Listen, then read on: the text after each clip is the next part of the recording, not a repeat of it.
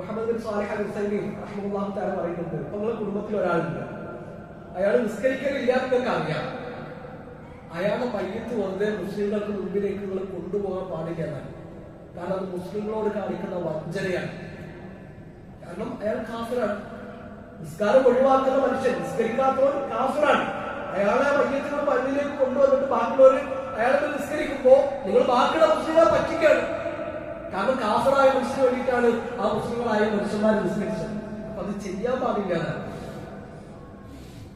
ഈ ഒരു ഗൗരവം നമ്മൾ ഉൾക്കൊള്ളണം. മുഹമ്മദ് അബ്ദുല്ലാഹി ഇബ്നു മസ്ഊദ് റളിയല്ലാഹു അൻഹു അല്ലാഹുവിന്റെ റസൂൽ സ്വല്ലല്ലാഹു അലൈഹി വസല്ലം ചോദിക്കുകയാണ്, അയ്യുൽ അഅമാലി അഹബ്ബു ഇലല്ലാഹ്, അല്ലാഹുവിന് ഏറ്റവും ഇഷ്ടമുള്ള കർമ്മം ഏതാണ്? നബി സല്ലല്ലാഹു അലൈഹി വസല്ലം മറുപടി എന്താണ്? അസ്സലാത്തു അലാ വഖ്തിഹാ, നിസ്കാരം അതിന്റെ കൃത്യസമയത്ത് നിർവഹിക്കുന്നതാണ്. ഇതിനൊരു മധുരമുണ്ട്, നിസ്കാരത്തിൽ ഒരു ആനന്ദമുണ്ട്, അതിലൂടെ നമുക്ക് കിട്ടേണ്ട ഒരു ആശ്വാസമുണ്ട്. അത് കിട്ടുന്നവർക്ക് ആ നിസ്കാരം ആസ്വദിക്കാൻ കഴിയും. സല്ലല്ലാഹു അലൈഹി വസല്ലം പറഞ്ഞു, എനിക്ക് കൺകുളിർമയാണ് നിസ്കാരം എന്നാണ്.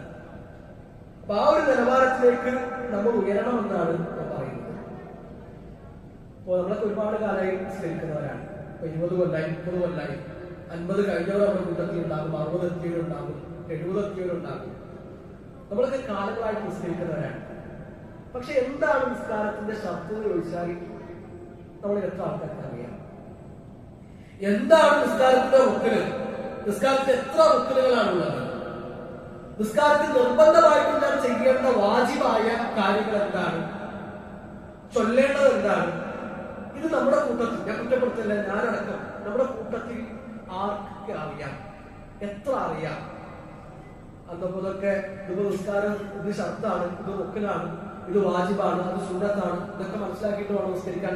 നിസ്കരിക്കുന്ന രൂപത്തിൽ അവർ നിസ്കരിച്ചാൽ പോലെ എന്താണെങ്കിലും തോന്നുന്നുണ്ടെങ്കിൽ ഞാൻ ഒരു ഉദാഹരണം പറയാം. നമ്മുടെ പള്ളിയിൽ 2 ആൾക്കാർ വന്നു, 2 ആൾ മഗ്‌രിബ് നിസ്കരിച്ചു. ഒരാൾ നിസ്കരിച്ചപ്പോ അയാൾ ഫാത്തിഹ ഓതാൻ മറന്നുപോയി. സൂറത്തുൽ ഫാത്തിഹ ഓതാതെ അയാൾ നിസ്കരിച്ചു. അയാൾ മറന്നുപോയതാണ്, അറിഞ്ഞുകൊണ്ടല്ല, ബോധപൂർവമല്ല. രണ്ടാമത്തെ ഒരാൾ വന്നു, അയാൾ നിസ്കരിച്ചു.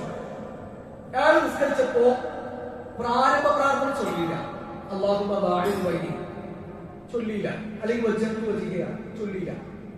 അയാൾ മനഃപൂർവ്വം ഒഴിവാക്കിയതാണ്, മറന്നുകൊണ്ടല്ല, മനഃപൂർവ്വം ഒഴിവാക്കിയതാണ്. ഇവരെ 2 പേരുടെ നിസ്കാരത്തിന് എനിക്ക് ഒന്നാണ്. ഒരാള് മറന്നുകൊണ്ട് ഫാത്തിഹ ഓതാത്ത ആളാണ്, രണ്ടാമത്തെ ആള് മനഃപൂർവ്വം പ്രാരംഭ പ്രാർത്ഥന ചൊല്ലാത്ത ആളാണ്. തക്ബീർ ചൊല്ലി ഇവര് ഫാത്തിഹ ഓതാൻ തുടങ്ങി.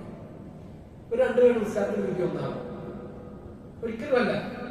പ്രാരംഭ പ്രാർത്ഥന മനഃപൂർവ്വം ഒഴിവാക്കിയ നിസ്കാരം എന്താണ്? ബാത്തിലാണോ സ്വീകാര്യമാണോ? സ്വീകാര്യമാണ്.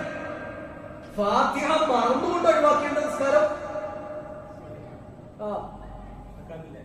റക്അത്ത് പരിഗണിക്കൂല, അയാളുടെ നിസ്കാരം സ്വീകാര്യമായിട്ടില്ല. കാരണം ഫാത്തിഹ എന്താണ്? നിസ്കാരത്തിന്റെ റുക്നാണ്. പ്രാരംഭ പ്രാർത്ഥന നിസ്കാരത്തിന്റെ സുന്നത്താണ്. സുന്നത്തായ ഒരു കാര്യം ബോധപൂർവ്വം അറിഞ്ഞുകൊണ്ട് ഒരാൾ ഒഴിവാക്കിയ പ്രശ്നമില്ല, മറന്നുകൊണ്ട് ഒഴിവാക്കിയാലും പ്രശ്നമില്ല. റുക്കിന് ബോധപൂർവ്വം ഒഴിവാക്കിയാലും പ്രശ്നമാണ്, മറന്നുകൊണ്ട് ഒഴിവാക്കിയാലും പ്രശ്നമാണ്. അപ്പൊ ഫാത്തിഹ റുക്കിനാണെന്ന് അറിഞ്ഞിട്ടില്ല എങ്കിൽ അയാൾ എന്ത് ചെയ്യും? പോട്ടെ, ഫാത്തിഹ അല്ലേ, മറന്നിട്ടല്ലേ, അയാൾ നിസ്കാരം കഴിഞ്ഞ് സലാം കുട്ടി തിരിച്ചുപോയി. മറ്റൊരു ചിലപ്പോ ഞാനൊരു പ്രാരംഭ പ്രാർത്ഥന ചൊല്ലിയില്ലല്ലോ, ബോധപൂർവ്വം ചെല്ലാതിരുന്നതല്ലേ എന്ന് വിചാരിച്ചിട്ട് കൊണ്ട് മടക്കി നിസ്കരിച്ചാലോ? അപ്പൊ ഇതാണ് എന്താണ് റുക്ന്, എന്താണ് ഷർത്ത്, എന്താണ് സുന്നത്ത്, എന്താണ് നിർബന്ധമായിട്ടും നമ്മൾ ചൊല്ലേണ്ട കാര്യങ്ങൾ, ചെയ്യേണ്ട കാര്യങ്ങൾ, ഇതൊക്കെ നമുക്ക് വേർതിരിച്ചറിഞ്ഞാലേ ഇത് ശരിക്കും നമുക്ക് മനസ്സിലാക്കാൻ കഴിയുള്ളൂ.